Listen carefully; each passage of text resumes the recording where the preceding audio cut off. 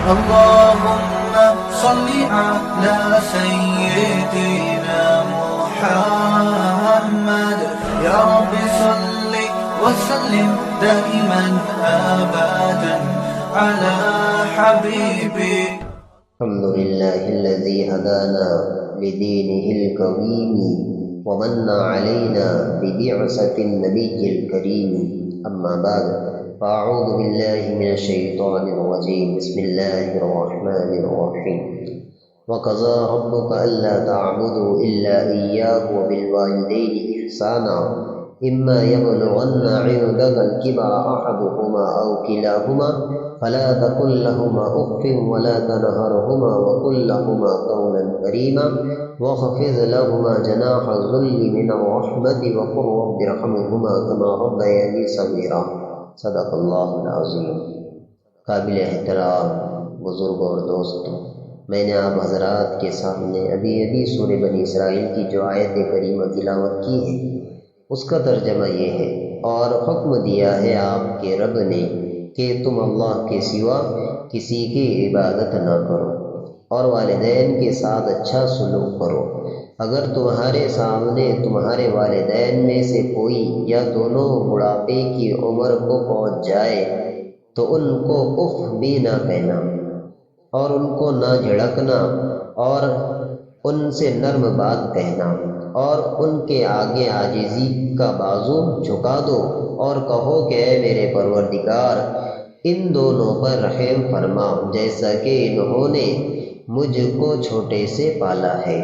حضرات، اس آیت کریمہ میں اللہ تعالیٰ نے ماں باپ کے حقوق کو بیان کیا ہے، لیکن یہی ایک آیت نہیں ہے بلکہ قرآن میں دیگر مقامات پر بھی یہی احکام موجود ہیں. مثلا سورہ لقمان میں ہے وَوَصَّيْنَا الْإِنسَانَ بِوَالِدَيْهِ حَمَلَتْهُ أُمُّهُ وَهْنًا عَلَى وَهْنٍ وَفِصَالُهُ فِي عَامَيْنِ أَنِ اشْكُرْ لِي وَلِوَالِدَيْكَ إِلَيَّ الْمَصِيرُ وَإِنْ جَاهَدَكَ عَلَى أَن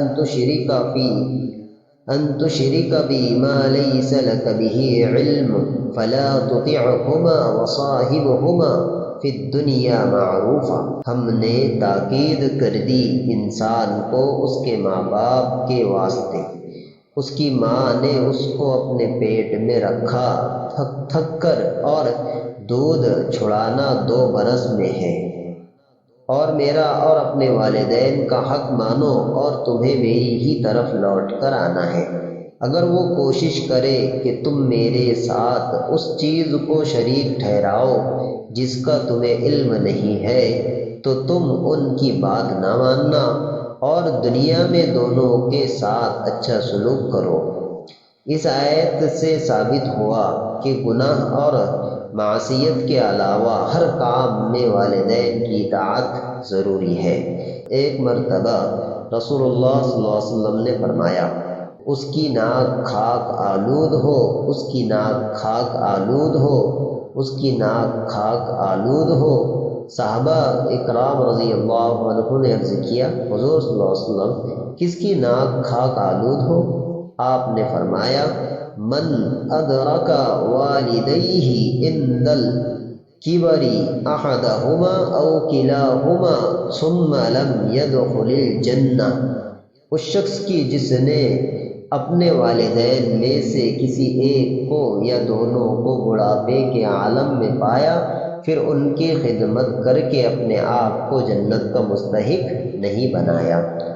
حضرت ابو امامہ رضی اللہ عنہ فرماتے ہیں کہ ایک شخص نے حضرت صلی اللہ علیہ وسلم کی خدمت میں آ کر دریافت کیا کہ اللہ کے رسول صلی اللہ علیہ وسلم ما حق الوالدین، والدین کا حق کیا ہے؟ حضور صلی اللہ علیہ وسلم فرمایا ہما جنتک و نارک، وہی تمہاری جنت بھی ہے وہی تمہاری دوزخ بھی ہے.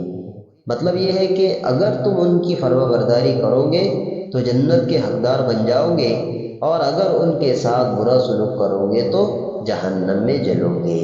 اللہ تعالی ہم تمام کو والدین کی فرما برداری کرنے والا بنائے اور ہم تمام کو والدین کی خدمت کرنے کی توفیق عطا فرمائے. وآخر دعوانا الحمدللہ رب العالمین.